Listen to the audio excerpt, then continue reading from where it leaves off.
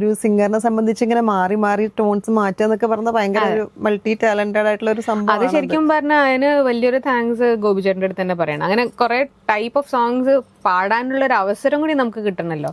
നമുക്ക് സിംഗേഴ്സിന് ശരിക്കും പറഞ്ഞാൽ വേഴ്സറ്റാലിറ്റി ഉണ്ട്, ഒരുവിധം എല്ലാ സിംഗേഴ്സിനും ഉണ്ട്. But not everyone is lucky to get that opportunity. നമ്മുടെ ഒരു സ്റ്റൈല് കേട്ട് കഴിഞ്ഞു കഴിഞ്ഞാൽ മിക്കവാറും നമ്മളെ ആ ടൈപ്പ് ഓഫ് സോങ്സ് പാടാൻ തന്നെ വിളിച്ചുകൊണ്ടിരിക്കും. കുറച്ച് മ്യൂസിക് ഡയറക്ടേഴ്സ് മാത്രം എക്സ്പ്ലോർ ചെയ്യാൻ നോക്കും ഇവരുടെ ഏതൊക്കെ സ്റ്റൈലില് പാടിക്കാൻ പറ്റും. ഇപ്പൊ ഒക്കെ കുറെ പേരുണ്ട് അങ്ങനെ. പക്ഷെ ഒരു 75% ആൾക്കാരും ഈ പാട്ട് കേട്ട് ഓക്കെ ഈ സ്റ്റൈലിലുള്ള പാട്ട് പാടാൻ അതിപ്പോ ആരെയും തെറ്റും പറയാൻ പറ്റില്ല കേട്ടോ. എന്താ വെച്ചാൽ നമ്മളത് കേൾക്കുമ്പോ ഓക്കെ ഈ ഒരു സ്റ്റൈലില് പാടാൻ പറ്റുന്ന ഒരാള് ഡയറക്ടറിന് അറിയാൻ വേണം ഈ സിംഗറിന് ഈ സ്റ്റൈൽ എടുക്കാൻ പറ്റുമോ.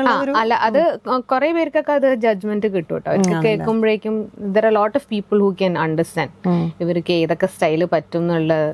അത് അവരുടെ ഒരു ഭയങ്കര ഒരു കഴിവാണ് ആ ഒരു അസസ്മെന്റ് എന്ന് പറയുന്നത്. അവിടെ എനിക്ക് തോന്നുന്നു ഗോപി സുന്ദർ സാറിന് താങ്ക്സ് പറയണം. അതെ.